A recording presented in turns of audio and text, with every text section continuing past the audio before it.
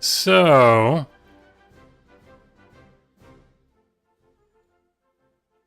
welcome to the OC Modcast, episode 8, our Independence Day special. So, there's a lot of stuff going on. This is the end of an era, or it's the end of something. It's the end of physical media, which some say is the end of which some say is the end of our rights as consumers. Some say it's the end of high RAM prices because some planned AI data centers have been canceled, which could be a signal that the AI bubble is bursting. And of course, it is the end of we mourn the passing of the companion cube. We mourn its passing before it was even started. And I'll talk to you about that in this episode.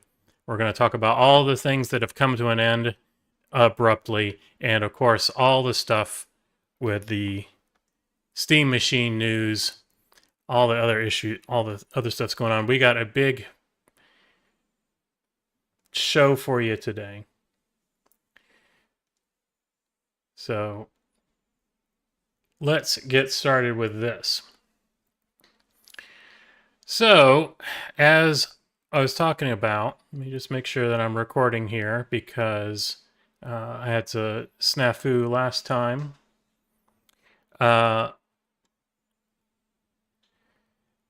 So for Steam Machine news, there's been a lot of stuff that's been going on. The Steam Machine Companion Cube is no more. It's been killed off. This was a D brand, has made some stuff for the Steam Deck in the past, some accessories. And they made a weighted companion cube from Portal. And this was just basically going to slip over your Steam Machine. And here it is. Here, this is what the prototype was. And so you can see the little light bar that goes through that. So you just slip it over your Steam Machine and it would appear. And the light bar would appear through there. So, and it didn't interrupt airflow or anything like that. There were a lot of people that were looking forward to this gaming accessory by D-Brand, but apparently D-Brand did not ask for permission before they created this. I guess they just kind of ran with it. So let's just go through this news here. Before Valve managed to announce its launch plans and pricing for the Steam Machine, D-Brand cheekily announced that it had its own case for the forthcoming console, one based on the weighted companion cube in Valve's Portal. It looked great, got lots of publicity, but at no point during its 7th-month development did D-Brand even ask Valve if it could make the case. So it turned out to be a fatal decision, and the companion cube is now set for the dustbin. So the Steam Machine companion cube is no more. But I am certain that people are going to 3D print their own or make a sticker or something like that. There's probably some decals or something you can add to your Steam Machine. I'm certainly going to do that because I know that they have some Portal themed decals that you can put on your Steam controller. So that's a piece of news there.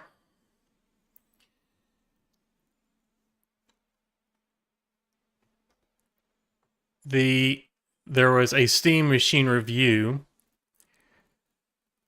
and this is pretty much old hat. If you've been looking at the Steam Machine, then a lot of this is probably going to be old hat to you. Of course, the Steam Machine is more expensive than people want, but people want it anyway just because it's nice and polished. So there's a little headline here. The Steam Machine review, a singular living room PC that's more expensive than I'd like, but too special not to love. It goes over all the specification stuff that I've been telling you guys for. And basically the gist of this is what everyone already says. It's like, is it expensive? Yes. Is it worth it? Yes. Is it underpowered? Yes.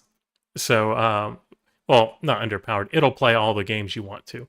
And like I covered last week, Valve has even backed off of its 4K 60 claims because even the Xbox and PlayStation has, they claim 4K 60, but most of them don't ever really hit that. The way that they hit it is with DLSS and other little tricks to upscale. And actually, it's like it's not pure 100% pure horsepower getting 4K 60. All these consoles and everything are doing little tricks to get that. But anyway, there was a review on, there's lots of reviews coming out. And when I get my Steam machine, I will do a review for you guys too.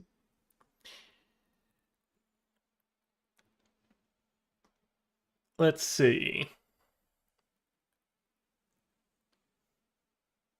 And with the Steam machine coming out, of course, we've all been saying is if you don't like your Steam, if you don't want to pay the price for a Steam machine, buy your own. And so a lot of companies have jumped on the bandwagon and are making Steam machine clones. So, and of course, I'll go ahead and do the spoiler alert for you. They're all PCs that they're just pre-built PCs that don't have the spit and polish of the Steam machine. They're not going to have CEC features. They're going to be bigger. They're going to be louder. They're basically just going to be a pre-built PC. But one of them that's kind of cheekily named is called the Steamroller. So, but it's basically just a pre-built PC. As the Steam machine is now officially shipping, at least to some gamers who have reservations, we're seeing more alternatives to the best gaming PCs. So the latest Steam machine alternative is the Steamroller. Let me click that. Does it go to? See, look at that beast. That's huge. So $12.99, and because it's going to be the thing about the Steam machine is that it's using basically a mobile GPU, and if you build your own, it's of course going to be more powerful than the Steam machine because it's going to be using a discrete, full-powered desktop graphics card, and you can get it cheaper. So, or you can make one cheaper. I'm actually writing a review or an article right now. It's going to be coming out next week about that very thing. It's like, build your own. But as I stated in last week's podcast, Valve is making a killing no matter what. They hope that you make your own, honestly. So here's the Steamroller. The Steamroller V2 is a 1080p SteamOS gaming desktop. See, if Valve didn't want these coming out, they wouldn't be giving away SteamOS. But they're like, yeah, sure, put it on there. So AMD Radeon RX 7600 and a Ryzen 5 9600X. Yeah, basically desktop equivalent to Steam machine components. And so here's the thing too. It's $12.99, but it's got a 1 terabyte NVMe SSD. So they're saying, oh, it's cheaper than the Steam machine, but the 2 terabyte Steam machine is $1,400. This is cheaper, but it's 1 terabyte less storage. So explain that. Matter of fact, I did an exercise last week, and I think I showed it on the podcast, where I just threw some parts in a Amazon shopping cart, and it was about $1,100. It was basically like $20 shy of a Steam machine. But of course, the parts, like I mentioned, is like it's going to be slightly more powerful because it was using a discrete graphics card rather than the mobile one that's coming integrated with the Steam machine. But there's clones. People are coming out with clones for a pre-built clone for a Steam machine, but it is nowhere near as small or as quiet. Let's see.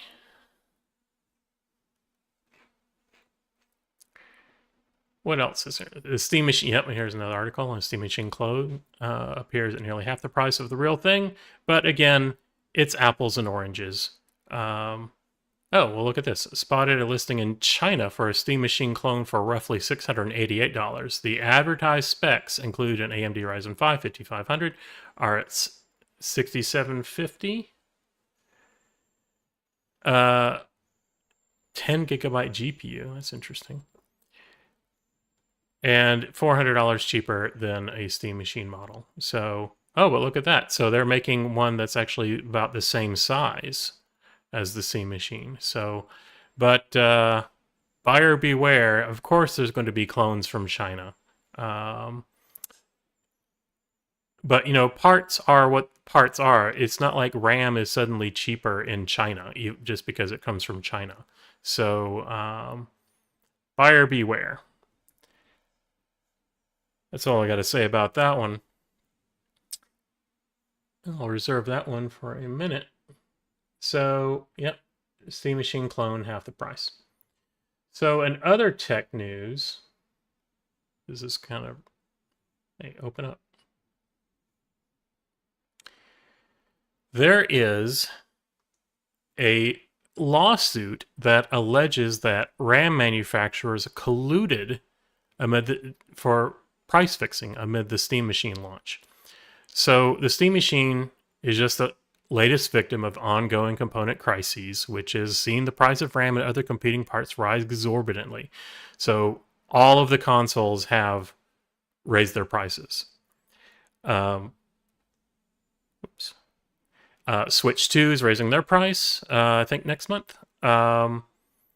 Xbox has said that they're going to be raising their price to nearly $800, and I'll talk about that because the console prices are now not much cheaper than the Steam Machine because of RAM shortages, and it's all because of AI, and I'll be talking about that there are signs that the AI bubble could be bursting. But anyway, all of the console prices have risen, and there is a antitrust lawsuit that's been filed against Samsung Electronics, Hynix, and Micron that allege that the manufacturers took part in a coordinated price-fixing scheme to artificially raise the price of DDR3 and DDR4 RAM per Polygon. There are 14 defendants and 3 businesses. So I think this is the no-duh department. Of course there's been price fixing. I mean, this just didn't happen in a bubble. There's only so many people that control RAM, and of course they colluded with each other. Just like, all of the high prices that we're dealing with today, whether it be food or gas or whatever, they can fix those prices because there's only so many people that control them. There's not really a lot of competition. But anyway, I'm not going to get on that soapbox. But there is a lawsuit about the RAM price fixing, or that it's alleging that there is RAM price fixing. And speaking of competition, competition is good. There is a new graphics card coming from a startup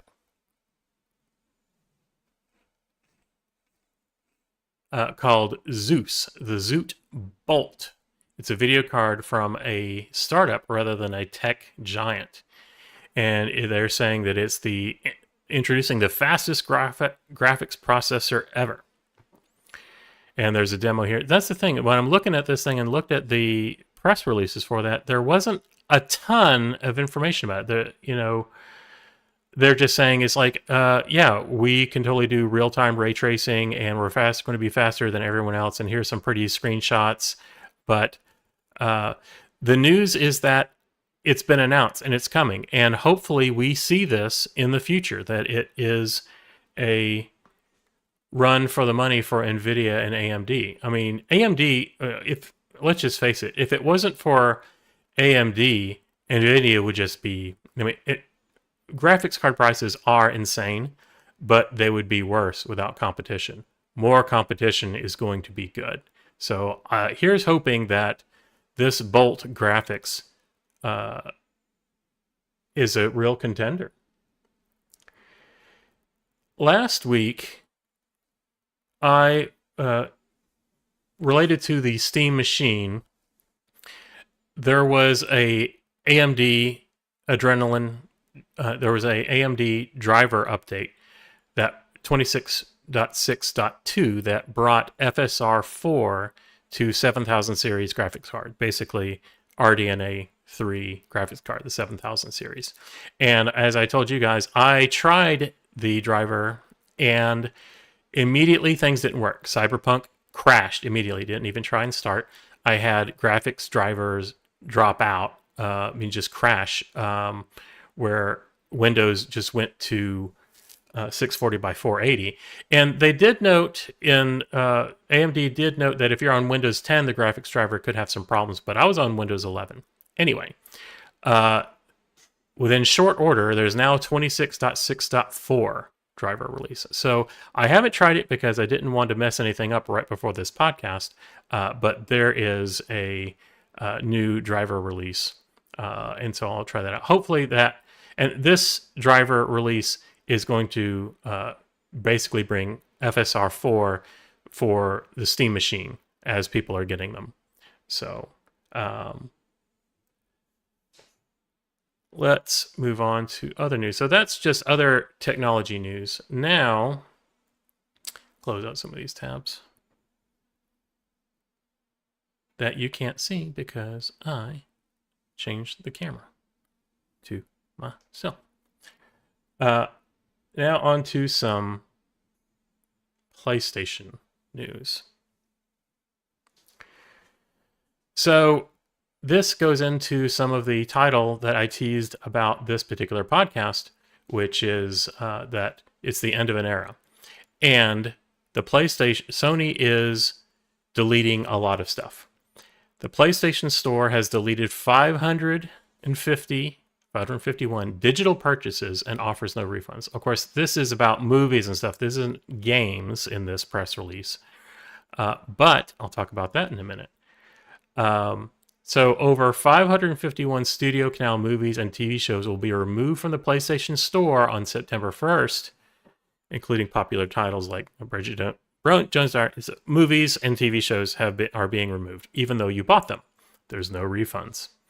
And this has happened before, on streaming services. That's the thing is you buy, if you have a subscription to something and you just watch what they offer for free, as part of your subscription, great. But when you buy something from Amazon, they don't see it the same way as purchasing a DVD or a Blu-ray where you own it forever. They only can't make it available as long as it's economically feasible for them to do so. So when you buy something online and it's online only, it can and will be ripped away from you at some point. Related to this is the PlayStation Store on the PlayStation 3 and Vita are going to shut down 5 years after Sony decided against it. So even though it's questionable how many people are actually on PS3 and Vita, their online stores are being shut down. So, it makes sense. I get it. But there's no way to get those things. There's no way to... It's like... So before the thing shut down, if you have a PlayStation 3 and want to download some games, or if you needed to delete a game and make space, you need to download it before the store goes offline, because then you won't be able to do it. And so this is another case about game preservation. Is there a legal case for backing up your games even when the store doesn't make it available anymore? Nintendo answer for that is no, you don't own your games. It's like, you can't have a copy of it even if we don't make it unavailable. And that it gets into another legal issue. But when you purchase a digital game, it will be taken away from you. And related to that, PlayStation is ending physical media. The next console will probably not have physical media. There's a policy shift here. Sony will discontinue physical disc production for all new PlayStation games starting in January 2028. They cite consumer preference for digital formats, and I get it. Let's just face it. It's like, even with the Xbox Series, when you bought a disc, when you bought a disc, it was basically just a license, because the disc was basically useless because there is going to be bug fixes and patches that you had to get from the store anyway. So you insert the disc and it wouldn't really copy from the disc and that was playable. You had to install the game and download it from the store. So, and it's kind of a pain in the butt. Like there's a game, of course, I like to play Rock Band 4, and I have to put in the disc every time I want to play it, and it's kind of a pain in the butt. So I prefer having a digital copy, but it would be great if when you buy a digital copy that you also had something so that you could play it forever, so that you own it. Like either a physical, right now that's only physical copies. So once a game goes offline and you put in the disc, you'd still be able to play it. Sure, it would copy it to the hard drive or whatever, but you should still be able to play it. Nintendo has done basically this with their Switch. They prefer that you get things from their online store, but you can purchase a cartridge, but all it is basically a license saying that you have the license to it. So the one advantage of that, though, is that you could just give the cartridge to someone else and then they could download it. When you buy it from the store, it's tied to your account, not to the console. When I used to work for Nintendo, I think there was the Wii thing, and there was a contention of when you buy a game, it was tied to the console, not to the account, because Nintendo really didn't have accounts like Xbox and PlayStation did at the time. But anyway, I digress. PlayStation is ending physical media. That's just the way the industry is going. And now let's turn our eyes to Microsoft.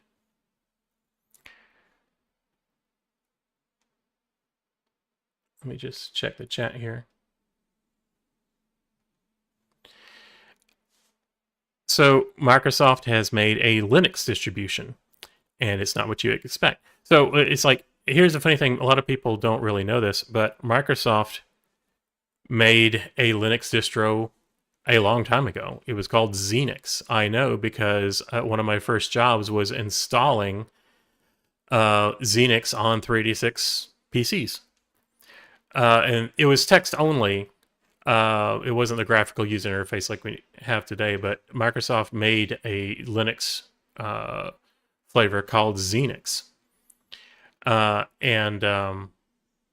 So this isn't the first Linux distro that Microsoft made. Of course, back at the time, it wasn't competing with Linux wasn't competing with Windows or anything like that. But anyway, Microsoft made a Linux distro.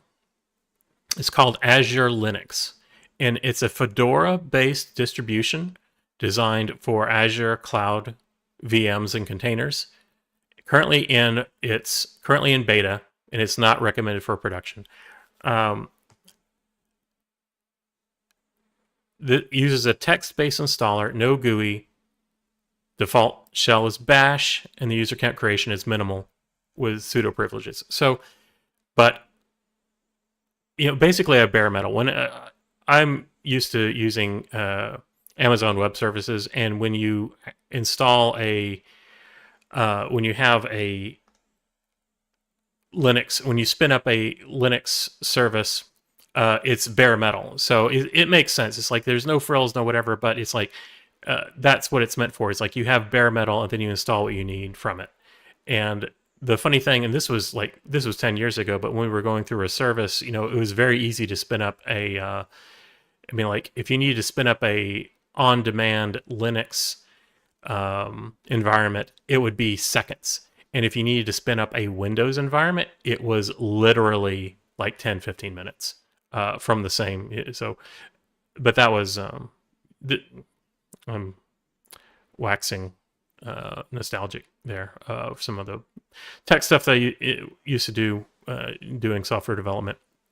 But anyway, I guess to that, Microsoft is making a Linux distribution, I guess, to compete, so that with their cloud services, if you need to spin up a quick and dirty bare metal Linux distribution, you can do that and through Azure, their service, which competes with Amazon Web Services.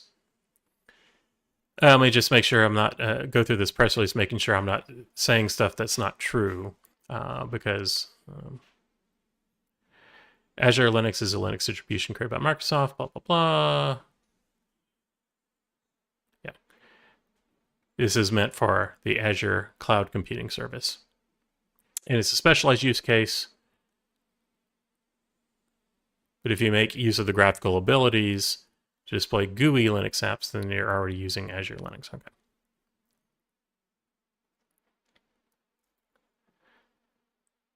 Xbox confirms Modern Warfare 4 skips Game Pass until 2027. The launch delay is confirmed. Xbox says that Modern Warfare 4 will miss Game Pass launch and arrive in holiday 2027, urging subscribers to purchase it if they want day one access. This is a shift in strategy, which follows a decision to delay all future Call of Duty Game Pass releases by about a year, reportedly to reduce revenue losses. I remember when Microsoft was acquiring Activision and Blizzard, or when they Blizzard anyway, when they were that people are all up in arms. It's like they're going to make Call of Duty first party only, that they're not going to make it for either PC or basically anything other than Xbox. And Microsoft said, oh no, we're not going to do that. It's going to be on Game Pass. And people in the industry were saying, the stockholders of game companies, they were not happy with a huge IP like Call of Duty being Game Pass, because they would say that there's a lot of money left on the table. So my spidey sense is going off that this is directly related to that people are going to buy Call of Duty games and they'll pay top dollar for it on day one. So while Game Pass was a good value add by saying, look, you can have day one access to games, all you have to do is subscribe to Game Pass. Game Pass used to be $30. That was the thing, is there was a lot of backlash because Microsoft raised the price of Game Pass to $30, and they were saying that it's because of the games and things are expensive, and so, but there was a lot of backlash and people could cancel their subscriptions. And a couple of months ago in April, Microsoft said, okay, just kidding. It's now $23 for Game Pass. And Microsoft has done this several times where they say, hey, how would you like to be, I almost caught myself. How would you like to be anally molested? And the gamers say no, and then said, we're not going to buy your product. Then Microsoft says, okay, just kidding. They do that with Windows. They've done it with Xbox. And so when they acquired Activision, they said, we are not going to mess with Call of Duty. Well, guess what? They did. So that should be a surprise to no one.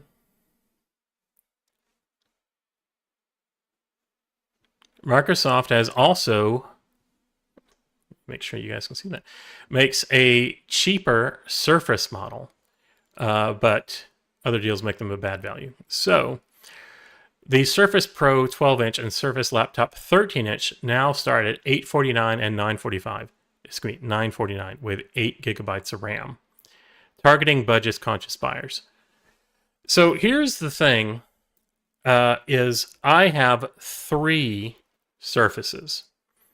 I have a Surface 4, a Surface 6, and a Surface Laptop 3, and they all have 8 gigabytes of RAM, and and 8 gigabytes of RAM is woefully inadequate for them.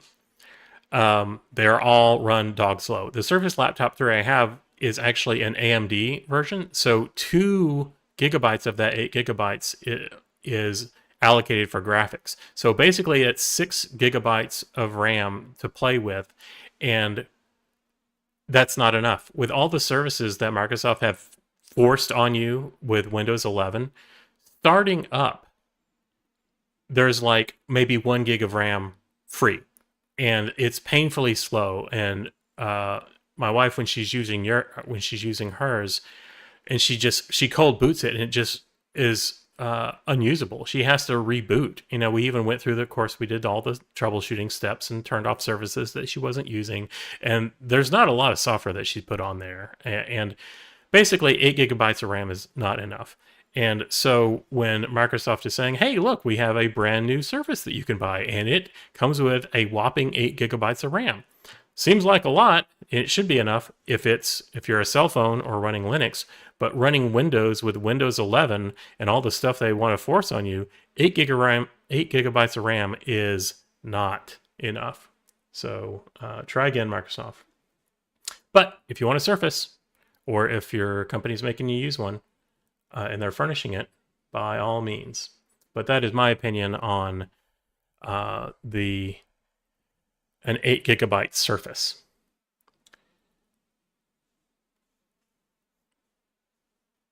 Another beef I got. I live in the Seattle area. I love Microsoft. I worked at Microsoft at one point, and I love them. And I wish that they'd find their way. But so it doesn't seem like.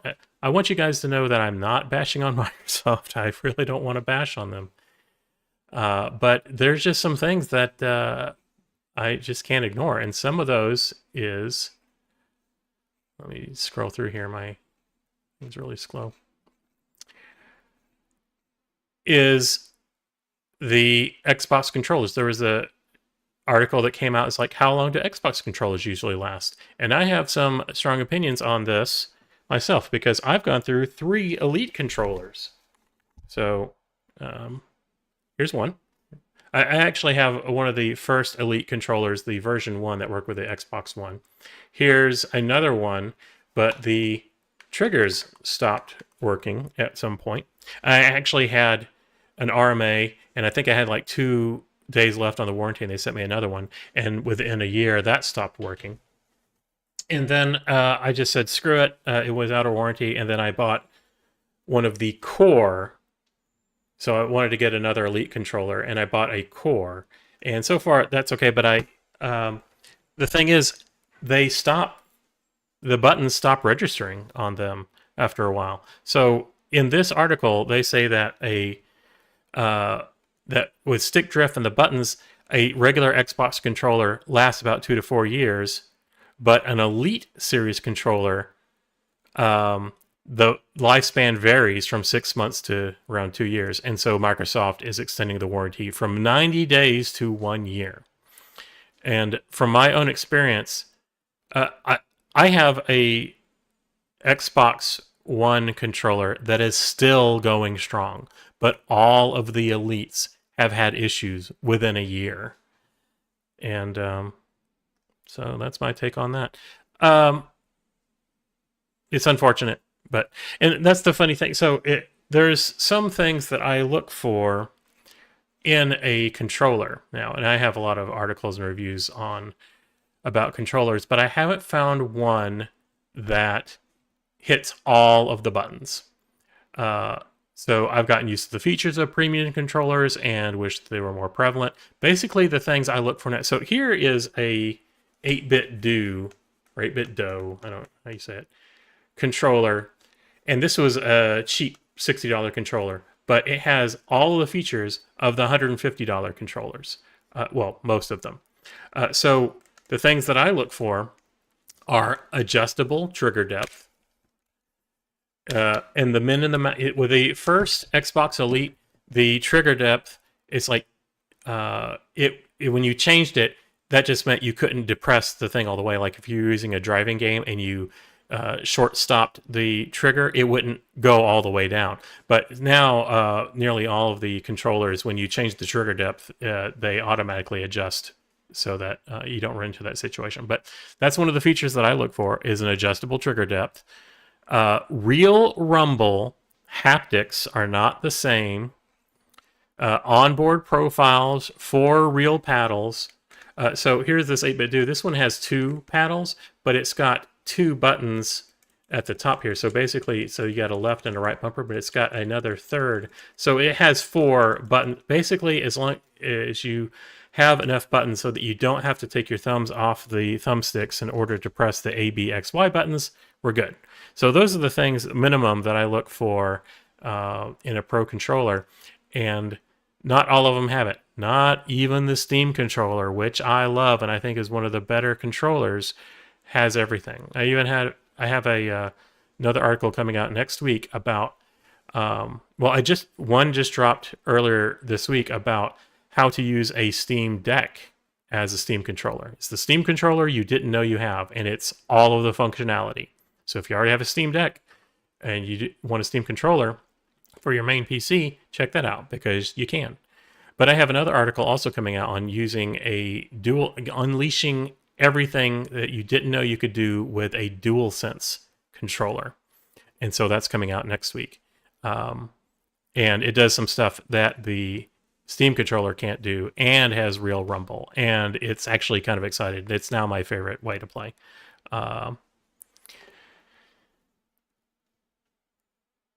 But yeah, why did I get off on that? Oh, that's right. Xbox controllers don't last long. So Xbox is testing longer gamer tags and cloud play during updates. So unique Xbox gamer tags can now have up to 15 characters. The limit used to be 12.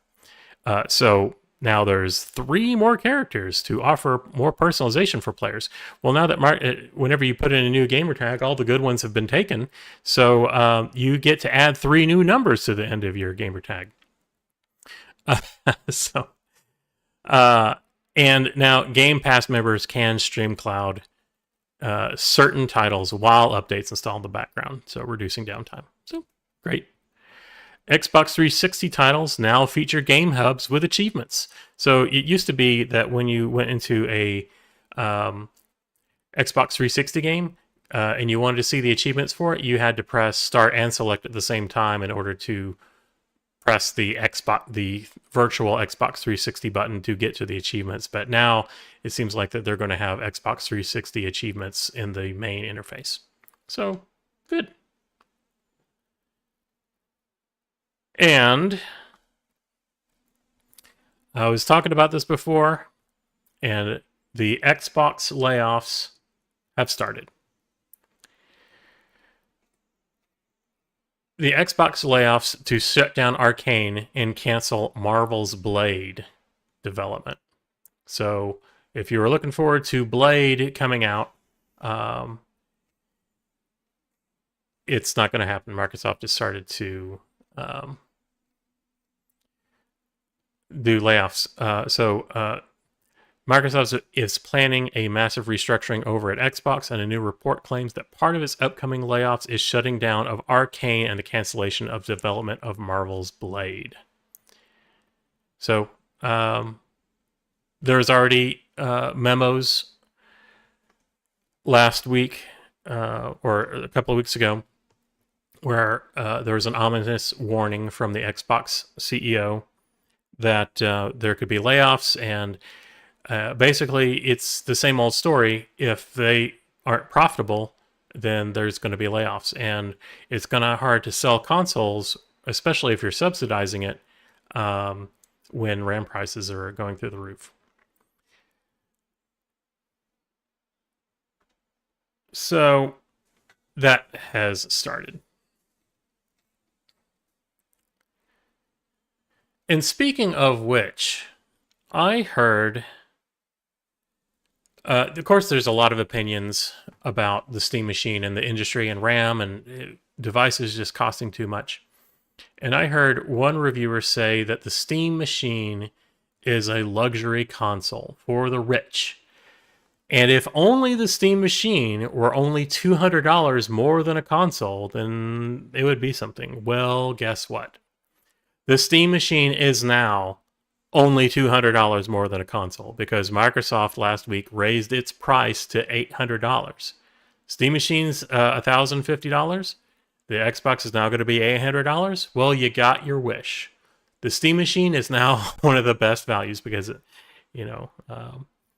nobody can claim anymore that consoles are really, the value prospect that they were. They're not half the price. They're just a little bit less. And I talked about that last week where the reason that I knew that the price increases were coming, but they were going to be delayed because companies with deep pockets like Microsoft and Sony reserve RAM a year in advance. And so once that runs out, then they have to increase their prices.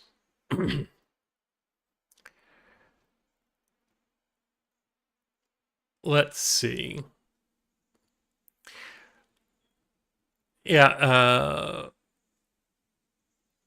there were some Steam Machine updates for FSR4. I talked about that earlier in the podcast, that there are driver updates for AMD driver updates that add FSR4 to 7000 series graphics card.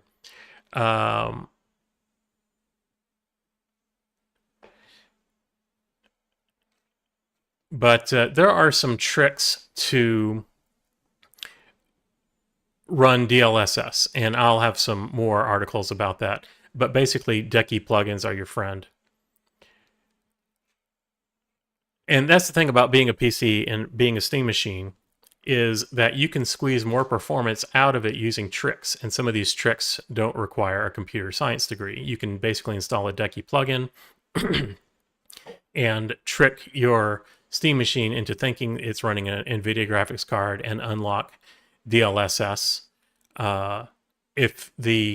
Even if the AMD drivers and unlock FSR4, you're going to have to play with it a little bit yourself to see if FSR4 either has the same or better graphics quality. But if not, then you can run, you trick it into thinking it's an NVIDIA card and run DLSS. And you also have the option of running lossless frame generation or lossless scaling, which is one of my favorite ways of doing upscaling and doing some frame generation, because it doesn't rely on whatever graphics card. It'll work on NVIDIA, it'll work on AMD, it probably works on Intel. It doesn't matter. It's like it'll just work on everything. So being a PC, you can squeeze more performance out of it if you mess with it a little bit. But it's not like you have to go into Windows and do a bunch of stuff. It's all through a 10-foot interface. You can do it all from a controller.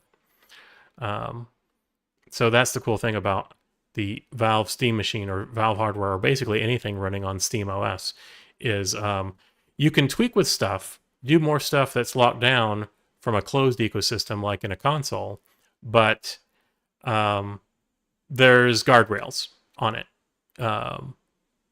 within reason. And so Decky plugins are your friend. Although Decky plugins are kind of a hack, and I do have a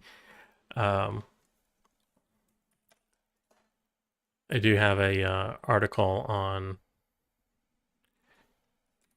getting the most out of that. Let me go to.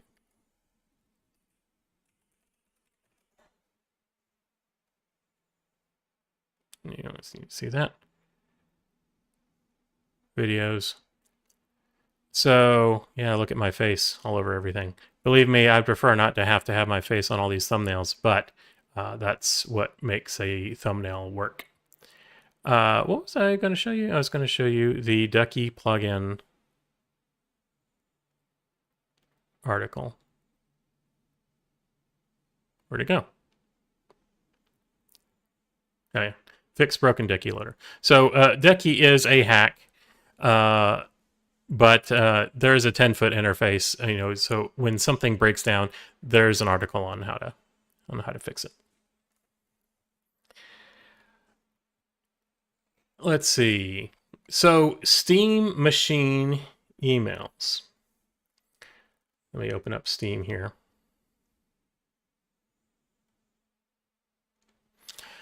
So I got an email that I had a 512 gigabyte Steam machine reserved. Why isn't Steam running?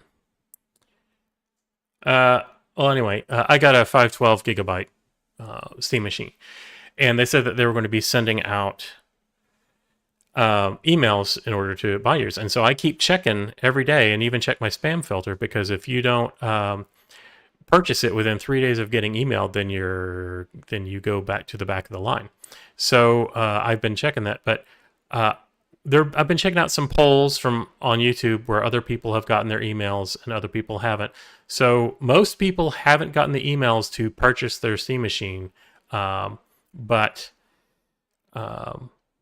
don't fret. I mean, go to the Steam store and look at the Steam machine to see if you still are in the queue.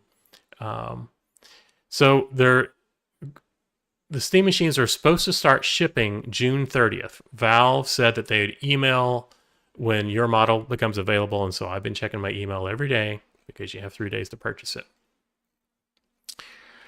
So let me know in the comments or respond here if there's if you got your email or not, or if you're getting a Steam machine. So what dropped this week? So I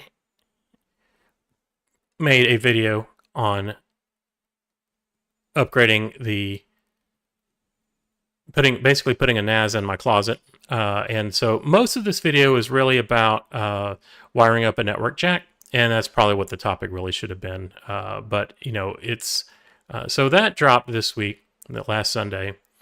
And of course, as I mentioned, the Steam controller, you can use your Steam Deck as a Steam controller. There's 2 methods to do that. There's a quick way and there's a better way. The quick way basically streams from your computer and you can just turn the brightness down. But the other way is using a program that you can install. So basically you use your Steam Deck as a controller, so it's only sending controller information. It's not streaming. But there's 2 different ways to do that. And you have all the functionality of a Steam controller, and things work right out of the box. And you can download community profiles and everything like that, and it works right. And I looked at some software to do some data recovery. This was Recovery Fox AI, and I was just looking at it, and I just playing with it, and it found some partitions that I thought that I removed a long time ago.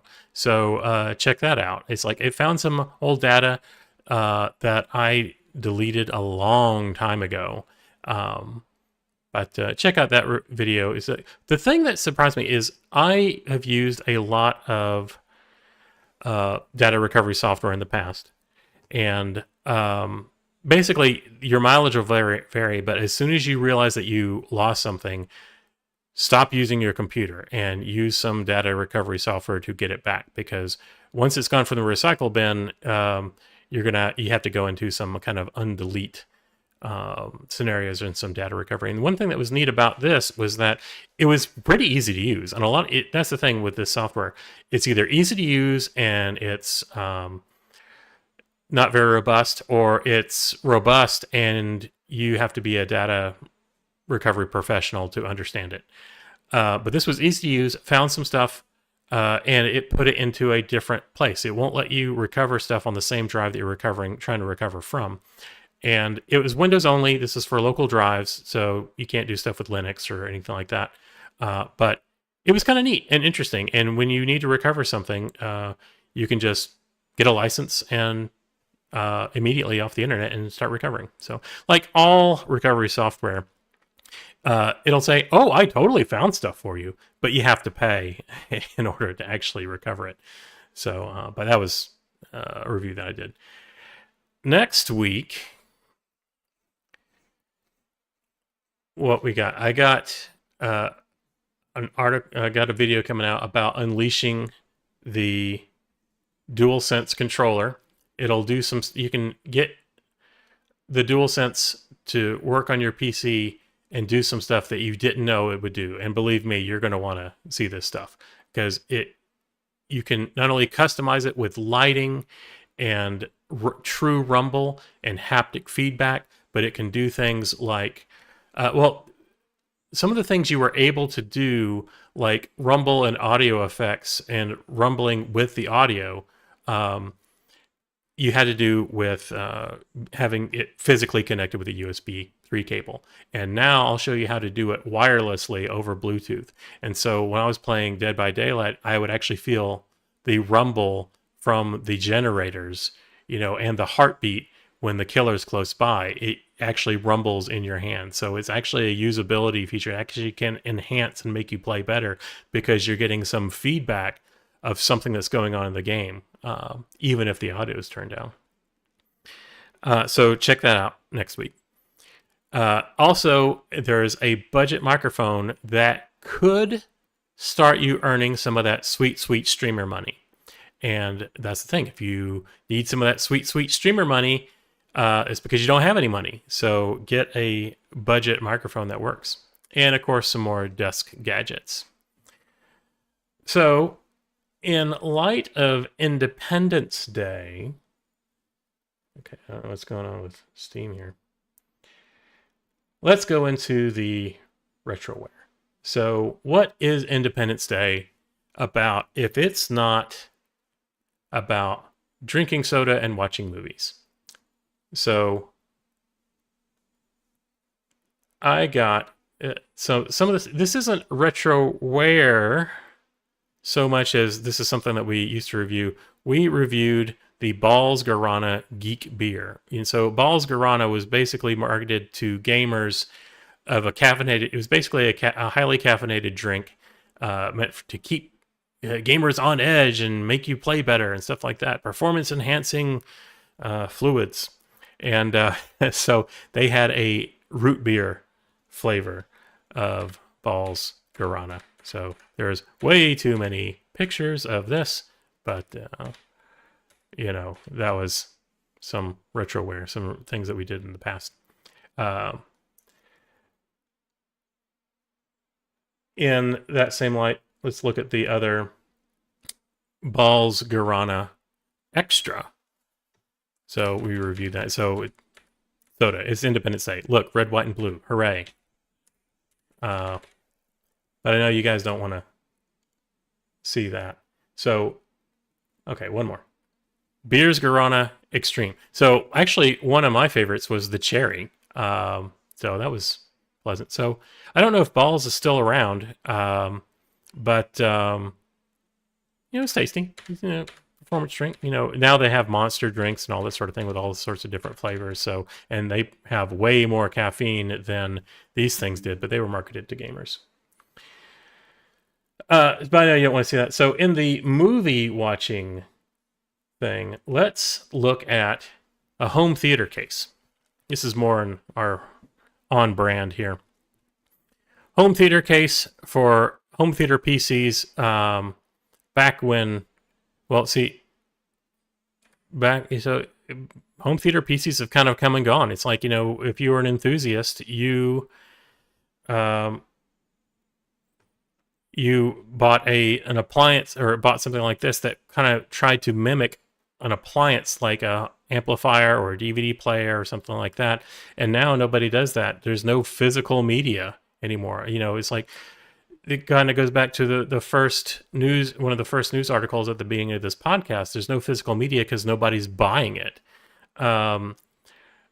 But so you're streaming everything. So now everybody just streams from their TV, the software that comes into their smart TVs or a Roku device or something like that.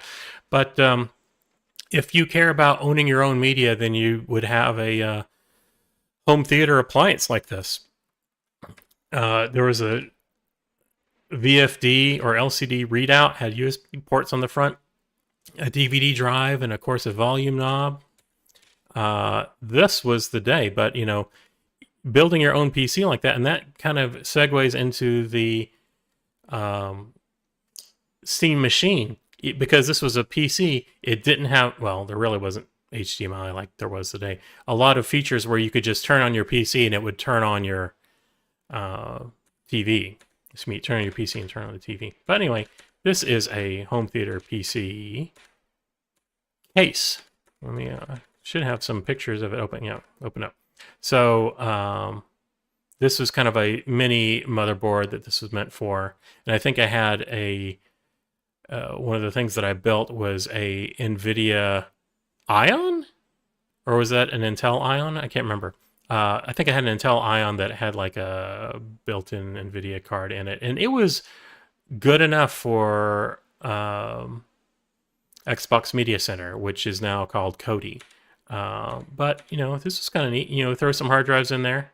I think I even had one of these with Xbox Media Center, with Windows XP Media Center Edition in it. And one of the things about that was that it wouldn't have a screensaver in that mode. And so I had a rear projection TV that got some burn in that said finished on it.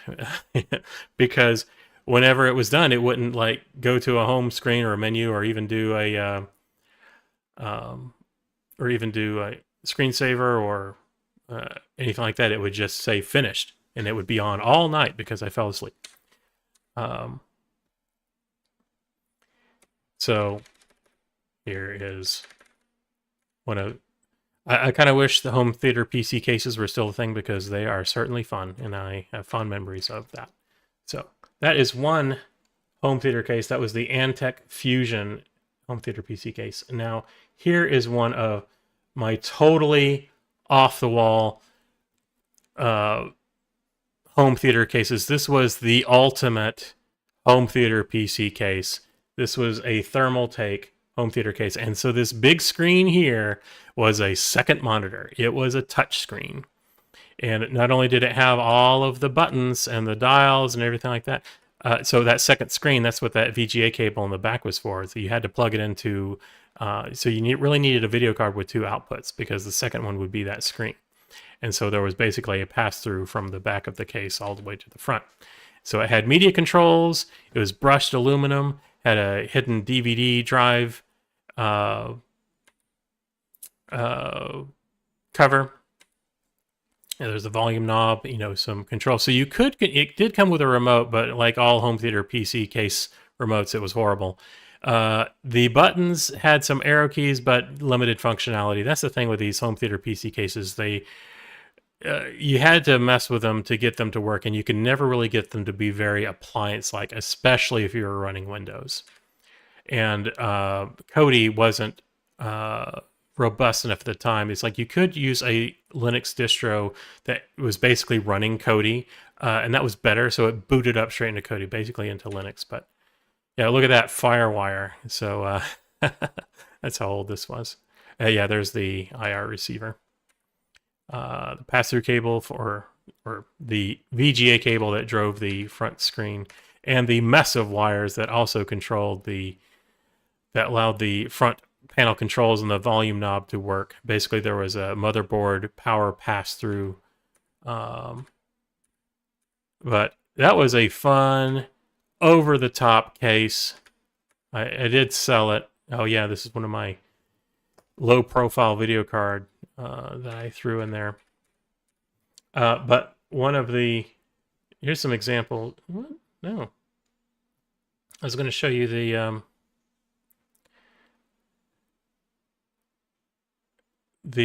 what some of the screens looked like. So this is what would appear on the front screen. So the media control, and it was a touch screen. So you could adjust the media, navigate to things with Media Center. And so that was, when you could actually even play a video on it with touchscreen controls. But anyway, that was me trying to fit the theme of Independence Day. So as I have the fireworks going on in the background here, but for Independence Day, for the Retroware Fridays, it's about drinking soda or beer and watching movies. So that was what I thought was the theme for today. So Independence Day, and look at that, I filled another hour. And so with that, we are going to end. I hope you guys are having fun. Have a safe Independence Day. A lot of people around here are getting ready for that, and I'm sure there's going to be a lot of accidents because there are every year. So be safe. Play some games. Play some Independence Day base game. Don't play the Independence Day movie game because that's horrible. But maybe Assassin's Creed 3 because that takes place during the Revolutionary War. I'm sure there's other Revolutionary War themed games. So play that tomorrow. And if not, play Dead by Daylight. I'll be on. Reach out to me. I'll play with you. So that's it for episode 8 of the OC Modcast. Thanks, guys, for tuning in. And I'll see you next week for episode 9. And as always, I hope you're having fun. Thank you, guys.